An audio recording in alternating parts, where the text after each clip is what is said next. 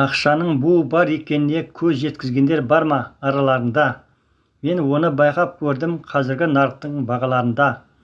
Ақшаң бар болса көңіл күй көтеріңкі, жайлауда болар жағаларыңда. Ақшаң болмаса қалың мұң басып, сынады екен сағаларыңда.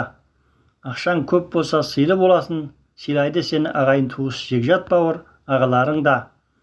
Ақшаң жоқ болса сені ешкім менсінбейді, саған көңіл бөлмей, білмейді сені қалай бағаларында. Мен өзім оны тексеріп көрдім, сендердің де бар ма мен сияқты тексеріп көрген араларында. Ақшаң бар болса кез келген проблеманы оңай шешіп, сенімді боласын алаларыңа.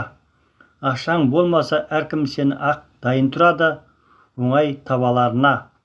Ұзын сөздің қысқасы, оңай әрі адал ақша табудың айтыңдаршы нұсқасын.